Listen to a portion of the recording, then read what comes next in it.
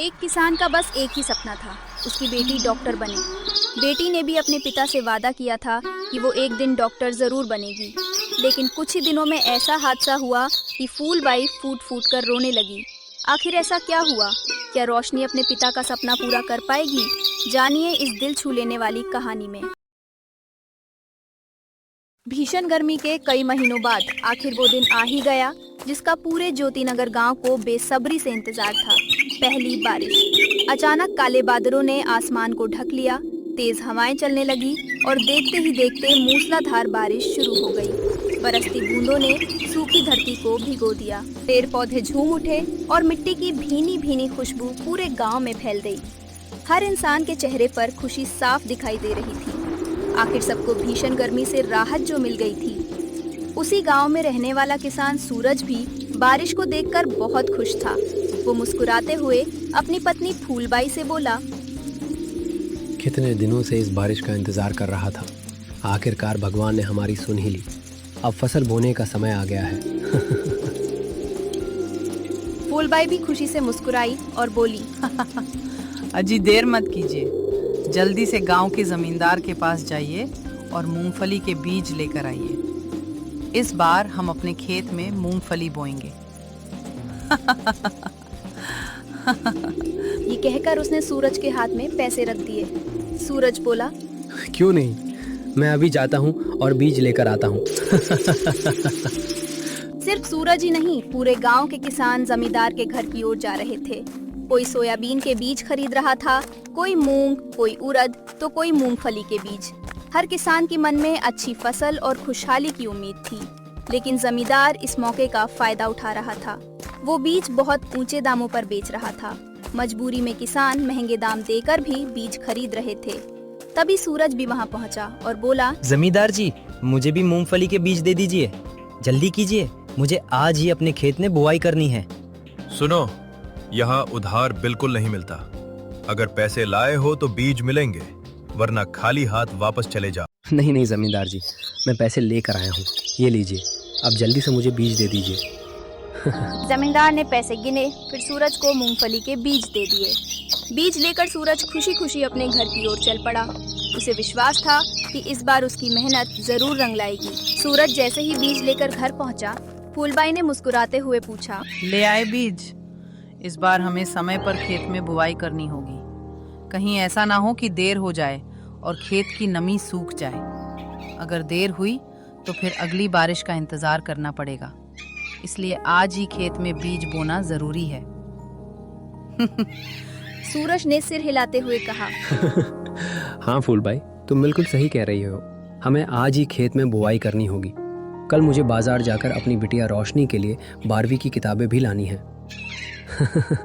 इतने में उनकी बेटी रोशनी खुशी खुशी दौड़ती हुई अपने पिता के पास आई और बोली, पापा, हमारे शिक्षक ने कहा है कि जल्दी से नई किताबें मंगवा लीजिए। इस बार मेरी 12वीं की परीक्षा है।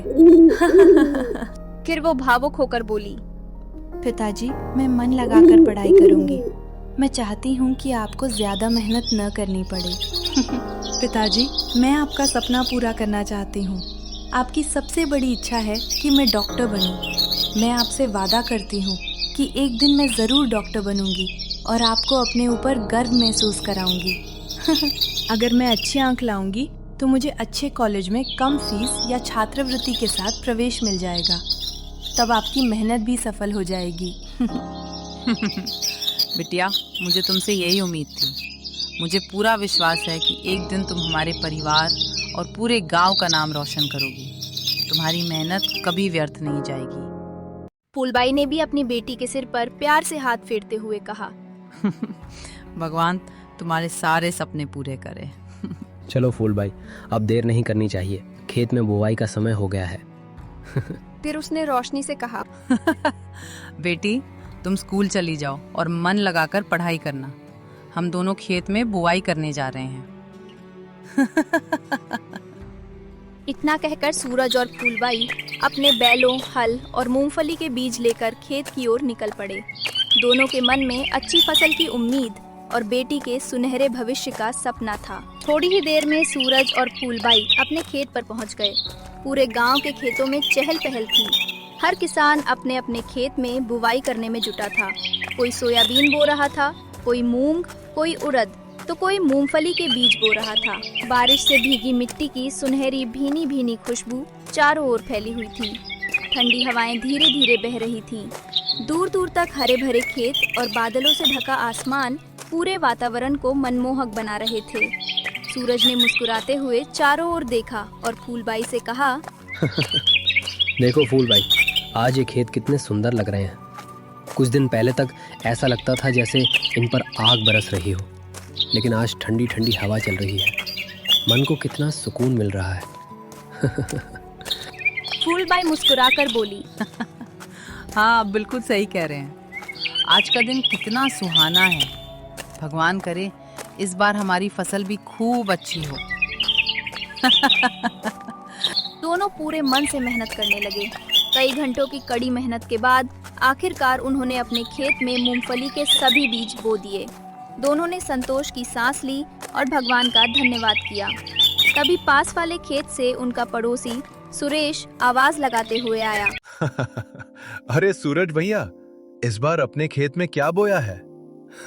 सूरज मुस्कुराकर बोला, मैंने इस बार मूंगफली बोई है। और तुमने क्या बोया है सुरेश? सुरेश हंसते हुए बोला, मैंने थोड़ा सा मक्का और बाकी खेत में सोयाबीन बोई है।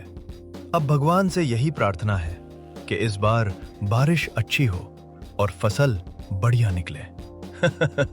हाँ भाई, भगवान सबकी मेहनत रंग लाए। अच्छा, अब मैं चलता हूँ। अभी मेरे 1 एकड़ खेत की बुआई बाकी है।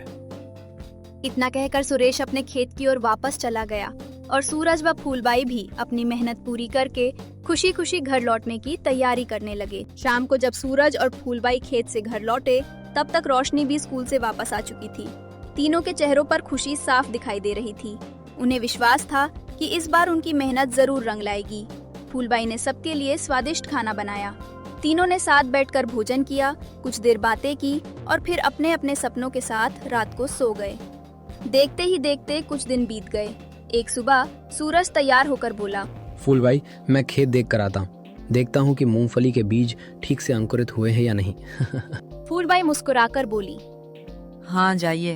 भगवान करे इस बार हमारी फसल खूब अच्छी हो। उसी समय रोशनी भी अपना स्कूल का बैग लेकर बाहर आई। पिताजी, मैं स्कूल जा रही हूँ। ठीक है बेटिया, मन लगाकर पढ़ाई करना। रोशनी स्कूल चली गई और सूरज खेत की ओर निकल पड़ा। कुछ देर बाद जब सूरज अपने खेत पहुंचा, तो वहां का दृश्य देखकर उसकी आंखें खुशी से चमक उठीं। मिट्टी को चीरकर मूंगफली के छोटे छोटे हरे अंकुर बाहर आ चुके थे। पूरे खेत में नन्हे नन्हे पौधे लहरा रहे थे। सूरज की खुशी का ठिकाना नहीं रहा। उसने दोनों हाथ जोड़कर आसमान की ओर देखा और भगवान का धन्यवाद करते हुए बोला, हे भगवान, आपकी कृपा बनी रहे। अगर फसल ऐसे ही बढ़ती रही तो इस बार मेरी सारी मेहनत सफल हो जाएगी और मैं अपनी बिटिया रोशनी की पढ़ाई भी अच्छे से करवा पाऊंगा। उसके चेहरे पर संतोष, उम्मीद और आने वाले सुनहरे भविष्य की चमक साफ दिखाई दे रही थी। सूरज खेत से घर लौट ही रहा था कि अचानक उसकी नजर आसमान की ओर गई। पूरा आसमान काले घने बादलों से ढक चुका था। तेज हवाएं चलने लगी और देखते ही देखते मूसलाधार बारिश शुरू हो गई। घर पहुंचते पहुंचते सूरज पूरी तरह भीग चुका था। वो खुश था और मुस्कुराते हुए बोला, भगवान की कृपा है, इस बारिश से मूंगफली की फसल और अच्छी होगी। लेकिन उसे क्या पता था कि यही बारिश उसकी जिंदगी बदलने वाली है। रात भर लगातार बारिश होती रही। सूरज, फूलबाई और रोशनी कई बार बाहर निकलकर आसमान की ओर देखते रहे। उन्हें उम्मीद थी कि शायद बारिश रुक जाएगी, लेकिन बारिश रुकने का नाम ही नहीं ले रही थी। सुबह हुई, फिर भी बारिश जारी थी। 1 दिन, 2 दिन, 3 दिन, लगातार 5-6 दिनों तक मूसलाधार बारिश होती रही। तेज हवाओं के साथ पानी इतना बरसा कि पूरे गांव के खेत पानी से भर गए। खेतों में पानी कई दिनों तक जमा रहा। मूंगफली के जो नन्हे नन्हे पौधे मिट्टी से बाहर निकले थे, वे पानी में डूब गए और धीरे धीरे सड़कर नष्ट होने लगे। छठे दिन बारिश रुकी। सूरज बिना देर किए अपने खेत की ओर दौड़ा। जैसे ही वो खेत पहुंचा, उसकी आंखें नम हो गईं। पूरा खेत पानी से बर्बाद हो चुका था। मूंगफली की लगभग पूरी फसल नष्ट हो गई थी। सूरज घुटनों के बल बैठ गया। उसकी आंखों से आंसू बहने लगे। वो टूटे हुए मन से बुदबुदाया, अब क्या होगा? हमारे पास दोबारा बीज खरीदने के पैसे भी नहीं बचे। घर कैसे चलेगा? और मैं अपनी रोशनी की पढ़ाई कैसे पूरी कराऊंगा?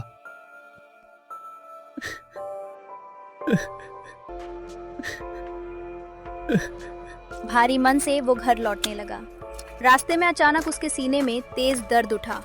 उसने कुछ कदम चलने की कोशिश की, लेकिन दर्द इतना बढ़ गया कि वो सड़क पर ही गिर पड़ा। उसी समय गांव का रहने वाला विमल वहां से गुजर रहा था।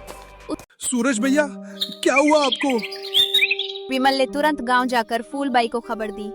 फूलबाई घबराकर दौड़ी और दोनों मिलकर सूरज को अस्पताल ले गए। अस्पताल में डॉक्टर ने जांच करने के बाद गंभीर आवाज में कहा, इन्हें दिल का दौरा पड़ा है। हम पूरी कोशिश कर रहे हैं, लेकिन इनकी हालत अभी बहुत नाजुक है। कुछ देर बाद सूरज को होश आया।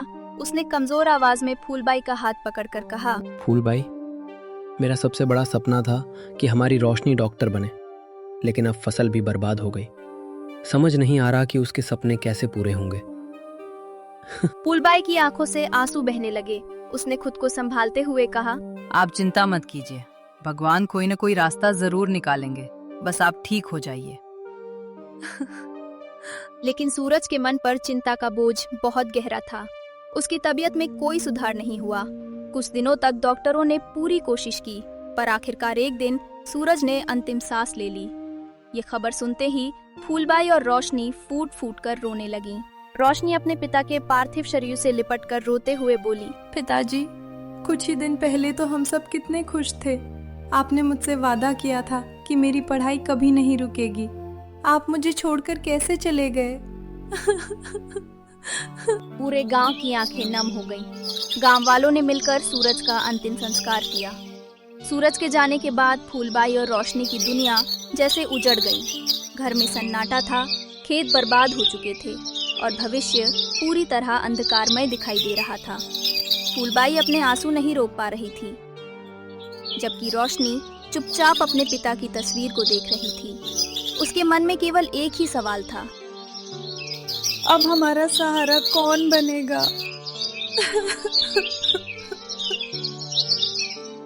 सूरज के जाने के बाद कई दिनों तक फूलबाई ने खुद को घर की चारदीवारी में ही कैद कर लिया। न वो किसी से बात करती, न कहीं बाहर जाती। दिन रात बस अपने पति की यादों में खोई रहती। घर का हर कोना उसे सूरज की याद दिलाता था। रोशनी अपनी माँ को इस हालत में देखकर अंदर ही अंदर टूट रही थी। एक दिन वो अपनी माँ के पास आकर कुछ देर चुपचाप खड़ी रही। फिर उसने हिम्मत जुटाकर कहा, माँ, आपको अपने आप को संभालना होगा। मैं जानती हूँ कि हमारे साथ बहुत बड़ा बुरा हुआ है, लेकिन हम इस तरह हार नहीं मान सकते। फूलबाई चुपचाप उसकी ओर देखने लगी। रोशनी ने दृढ़ आवाज में कहा, पिताजी का सपना था कि मैं डॉक्टर बनूं। मैं आपसे वादा करती हूँ कि चाहे कितनी भी मुश्किलें आए, मैं उनका सपना जरूर पूरा करूँगी। लेकिन इसके लिए मुझे आपकी ज़रूरत है। अगर आप ही टूट जाएंगी तो मैं भी अकेली पड़ जाऊंगी। माँ, कृपया अपने आप को संभालिए। इतना सुनते ही फूलबाई की आंखों से आंसू बहने लगे। वो रोशनी को गले लगाकर फूट फूट कर रो पड़ी। कुछ देर बाद उसने कांपती हुई आवाज में कहा, बेटी, तू ही बता, मैं अपने आप को कैसे संभालूं? कुछ ही दिन पहले हमारे घर में कितनी खुशियां थी। तेरे पिताजी हम सबके साथ थे। अब हर पल उनकी याद आती है। ऐसा लगता है जैसे मेरे जीवन का सहारा ही छिन गया हो। रोशनी ने अपनी माँ के आंसू पोंछते हुए कहा, माँ, पिताजी चाहते थे कि हम कभी हार न माने। अगर हम हिम्मत छोड़ देंगे तो उनका सपना अधूरा रह जाएगा। फूलबाई ने गहरी सांस ली और अपने आंसू पोंछते हुए कहा, तू सही कह रही है बेटी। मैं अब और कमजोर नहीं पड़ूंगी। चाहे कितनी भी कठिनाइयां आएं, हम दोनों मिलकर तेरे पिताजी का सपना पूरा करेंगे। मैं तुझे डॉक्टर बनाकर ही दम लूंगी। ये सुनकर रोशनी की आंखों में फिर से उम्मीद की चमक लौट आई। उसी पल माँ और बेटी ने ठान लिया कि चाहे रास्ता कितना भी कठिन क्यों ना हो, वे हार नहीं मानेंगी और सूरज का सपना जरूर पूरा करेंगी। अब सबसे बड़ा सवाल यही था कि फूलबाई अपनी बेटी रोशनी की पढ़ाई कैसे पूरी करवाएगी। खेत की पूरी फसल नष्ट हो चुकी थी। घर में कमाई का कोई साधन नहीं बचा था। हर दिन यही चिंता फूलबाई के मन को खाए जा रही थी। एक सुबह उसने हिम्मत जुटाई और गांव के सबसे धनी व्यक्ति के घर पहुंची। वह हाथ जोड़कर बोली, मालिक, मुझे कोई भी काम दे दीजिए, मैं आपके घर का काम कर लूंगी। मुझे सिर्फ इतना काम चाहिए कि मैं अपनी बेटी की पढ़ाई जारी रख सकूं। धनी व्यक्ति ने बेरुखी से जवाब दिया। हमें किसी नए काम करने वाले की जरूरत नहीं है। हमारे यहाँ पहले से ही लोग काम कर रहे हैं। तुम कहीं और कोशिश करो। फूलबाई निराश होकर वहाँ से लौट आई। उसने गांव के कई और घरों में जाकर काम मांगा, लेकिन हर जगह उसे मना कर दिया गया। कोई भी उसे काम देने को तैयार नहीं था। पूरी तरह निराश होकर वो गांव के पास वाले जंगल की ओर निकल गई। चलते चलते उसकी नजर एक खुले मैदान पर पड़ी। वहाँ 4 गायें घायल अवस्था में पड़ी थीं। किसी के पैर में गहरी चोट थी, किसी के सिर पर घाव था तो किसी की पीठ पर चोट के निशान थे। वे दर्द से कराह रही थीं। ये दृश्य देखकर फूलबाई का दिल पिघल गया। फूलबाई ने चारों गायों को ध्यान से देखा तो वो हैरान रह गई। उसने भावुक होकर कहा, हे भगवान, ये चारों गायें तो गर्भवती हैं। इन्हें इस सुनसान जंगल में कौन छोड़ गया? लगता है तेज तूफान और लगातार हुई बारिश के कारण ये अपने मालिक से बिछड़ गई होंगी। अगर इन्हें यहीं छोड़ दिया तो न जाने इनका क्या होगा। नहीं, मैं इन्हें इस हालत में अकेला नहीं छोड़ सकती। चाहे मुझे कितनी भी मेहनत करनी पड़े, मैं इनकी देखभाल करूंगी। इतना कहकर फूलबाई एक एक करके चारों गायों को अपने घर ले आई और उनकी सेवा करने लगी। उसने उनके घाव साफ किए, जड़ी बूटियों से मरहम लगाया और कई दिनों तक दिन रात उनकी सेवा करती रही। समय पर चारा, पानी और आराम का पूरा ध्यान रखा। कुछ ही हफ्तों में चारों गायें पूरी तरह स्वस्थ हो गईं। फिर एक दिन ऐसा हुआ जिसने फूलबाई की जिंदगी बदल दी। चारों गायों ने स्वस्थ बछड़ों को जन्म दिया। ये देखकर फूलबाई की आंखों में खुशी के आंसू आ गए। उसे लगा जैसे भगवान ने उसकी मेहनत और दया का फल दे दिया हो। वो मन ही मन बोली, सच ही कहते हैं, भगवान जब देता है तो उम्मीद से कहीं ज्यादा देता है। अब फूलबाई पूरे मन से गायों की सेवा करने लगी। वो उन्हें समय पर चारा खिलाती, साफ पानी पिलाती और उनका पूरा ध्यान रखती। धीरे धीरे गायें भरपूर दूध देने लगी। तब फूलबाई के मन में एक नया विचार आया। उसने अपने घर के बाहर एक छोटा सा बोर्ड लगाया जिस पर लिखा था, शुद्ध गाय का दूध यहाँ मिलता है। शुरू में गांव वाले दूर से देखकर चले जाते थे, लेकिन कुछ लोगों ने उत्सुकता से दूध खरीदकर पिया। दूध इतना शुद्ध, ताज़ा और स्वादिष्ट था कि उसकी चर्चा पूरे गांव में फैल गई। देखते ही देखते रोज ग्राहकों की भीड़ लगने लगी। फूलबाई ने कभी दूध में मिलावट नहीं की। लोगों का भरोसा ही उसकी सबसे बड़ी पूंजी बन गया। धीरे धीरे उसकी छोटी सी दूध की दुकान अच्छी चलने लगी। कई महीनों बाद पहली बार फूलबाई के चेहरे पर सुकून भरी मुस्कान दिखाई दी। उसे विश्वास हो गया कि अब वो अपनी बेटी रोशनी की पढ़ाई फिर से शुरू रख सकेगी और एक दिन अपने दिवंगत पति सूरज का सपना जरूर पूरा करेगी। एक सुबह एक गांव की महिला फूलबाई की दुकान पर आई और मुस्कुराते हुए बोली, फूलबाई, मुझे 1 किलो दूध देना। पिछली बार भी मैं तुम्हारा दूध लेकर गई थी। इतना मीठा और शुद्ध दूध मैंने कभी नहीं पिया। आजकल तो ज्यादातर लोग दूध में पानी मिला देते हैं, लेकिन तुम्हारे दूध का स्वाद बिल्कुल अलग है। फूलबाई मुस्कुराई और उसे 1 किलो दूध दे दिया। दूध लेते लेते महिला बोली, एक बात कहूँ, तुम घी भी क्यों नहीं बेचती? तुम्हारा दूध इतना अच्छा है तो घी भी बहुत अच्छा बनेगा, उसकी भी अच्छी बिक्री होगी। ये बात फूलबाई को बहुत पसंद आई। अगले ही दिन से उसने सुबह का ताज़ा दूध बेचने का फैसला किया और रात के दूध से शुद्ध देसी घी बनाना शुरू कर दिया। कुछ ही दिनों में उसके घर के बाहर एक छोटी सी दुकान सज गई। हर सुबह गांव के लोग अपने अपने बर्तन लेकर आने लगे। कोई 1 किलो दूध खरीदता, कोई आधा किलो, कोई 2 किलो तो कोई शुद्ध देसी घी लेकर जाता। फूलबाई की ईमानदारी और शुद्ध सामान की चर्चा पूरे इलाके में फैल गई। लेकिन कहते हैं, जब किसी की तरक्की होती है तो कुछ लोगों को उससे जलन भी होने लगती है। फूलबाई के पड़ोसी रतन और उसकी पत्नी भूरी कई दिनों से ये सब देख रहे थे। दोनों मन ही मन जल रहे थे। भूरी गुस्से में बोली, देखो, इसका पति भी नहीं रहा, फिर भी ये दूध और घी बेचकर इतनी अच्छी कमाई कर रही है। चिंता मत करो, मैं ऐसा खेल खेलूंगा कि कोई भी इसके यहाँ से दूध खरीदने नहीं आएगा। रतन ने गांव के 2 लोगों को पैसे देकर कहा, कल फूलबाई से दूध खरीदना, फिर उसमें बाहर से कुछ मिलाकर पूरे गांव में कहना कि उसका दूध पीने से तुम बीमार हो गए। लालच में आकर दोनों लोग मान गए। अगले दिन उन्होंने वैसा ही किया। दूध में खुद मिलावट की और पूरे गांव में अफवाह फैला दी कि फूलबाई का दूध पीने से उनका पेट खराब हो गया। ये सुनकर गांव के लोग घबरा गए। सभी फूलबाई की दुकान पर पहुंच गए। एक ग्रामीण बोला, फूलबाई, क्या तुम दूध में मिलावट करती हो? मैंने आज तक अपने दूध में कभी एक बूंद पानी तक नहीं मिलाया। अगर तुम सच कह रही हो तो पुलिस बुलाकर दूध की जांच करवा लेते हैं। कुछ ही देर में पुलिस वहां पहुंच गई। पुलिस अधिकारी ने कहा, आज जिन जिन लोगों ने फूलबाई से दूध खरीदा है वे सभी अपना अपना दूध यहाँ लेकर आए। सभी नमूनों की जांच की जाएगी। सभी लोग दूध लेकर आए। जांच शुरू हुई।